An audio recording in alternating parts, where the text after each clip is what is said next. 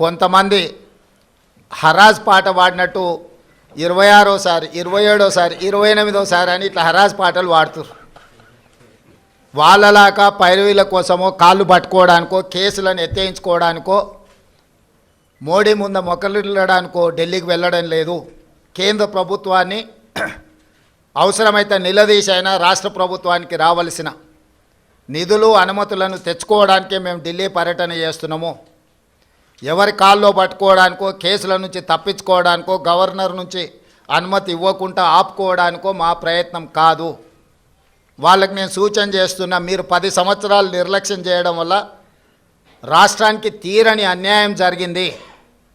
కేంద్ర ప్రభుత్వాన్ని ప్రశ్నించాల్సిన మీరు కేంద్ర ప్రభుత్వంతో అంటగాగి మనకు బయ్యారం ఉక్కు కర్మాగారం కావచ్చు, కాజీపేట రైల్వే కోచ్ ఫ్యాక్టరీ కావచ్చు, IIITలు కావచ్చు, లేకపోతే గిరిజన యూనివర్సిటీ కూడా 10 సంవత్సరాలు ఆలస్యం కావచ్చు, ఎన్టీపీసీ ద్వారా ప్రారంభించాల్సిన 4000 మెగావాట్ల విద్యుత్ అంశం కావచ్చు, బ్యాక్వర్డ్ డిస్ట్రిక్ట్స్ డెవలప్మెంట్ ఫండ్స్ కావచ్చు, BRGF, ఇట్లాంటివి కూడా చాలా విషయాలలో తెలంగాణ రాష్ట్రానికి 10 సంవత్సరాలలో వేల కోట్ల నష్టం జరిగింది. అది మన హక్కు, ఎవరి దయనో కాదు. మన హక్కుల కోసం మనం ఢిల్లీలో పర్యటించాలి, కేంద్ర ప్రభుత్వాన్ని కలవాలి, కేంద్ర ప్రభుత్వం నుంచి నిధులు తెచ్చుకోవాలి. ఇది భారతీయ జనతా పార్టీ ట్రెజరీ నుంచి ఇవ్వడం లేదు, కేంద్ర ప్రభుత్వ ట్రెజరీ నుంచి ఇవ్వాల్సి ఉంది. ఇది ఫెడరల్ స్ట్రక్చర్ ఉన్న ప్రభుత్వము, యూనియన్ ఆఫ్ స్టేట్స్. వివిధ రాష్ట్రాలతో కూడుకున్న కేంద్ర ప్రభుత్వం వివిధ రాష్ట్రాలకు ఇవ్వాల్సిన నిధులను ఖచ్చితంగా ఇవ్వాల్సిందే. రాజకీయ పక్షపాత వైఖరితోనే నిర్లక్ష్యం వహించిన లేకపోతే అన్యాయం చేసినా ప్రస్తావించడానికి పర్యటన చేయాలి. మన అంశాలను వాళ్ళ దృష్టికి తీసుకెళ్లకుండా రాష్ట్రానికి నిధులు వస్తాయనో అనుమతులు వస్తాయనో ఫామ్ హౌస్లో పండుకుంటే రాష్ట్ర ప్రజలకు ప్రయోజనం ఉండదు.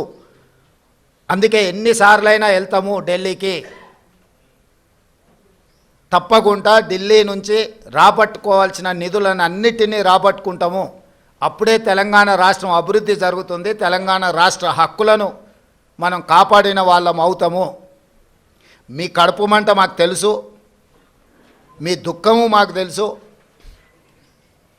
మీ కడుపు మంట కోసమో మీ దుఃఖం కోసమో మీరు పెడుతున్న కాకి గోలను మేము పట్టించుకోము.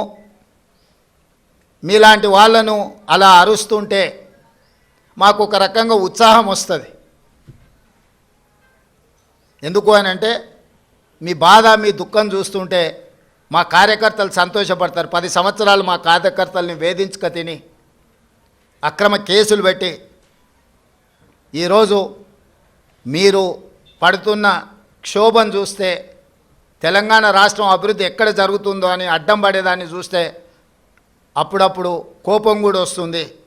కానీ ఇవన్నిటిని ప్రదర్శించాల్సిన సమయం కాదు. ఏకాగ్రతతో కార్యదీక్షతతో తెలంగాణ రాష్ట్రాన్ని అభివృద్ధి పదం వైపు నడిపించే బాధ్యత తెలంగాణ ప్రజలు మాకు ఇచ్చిండ్రు.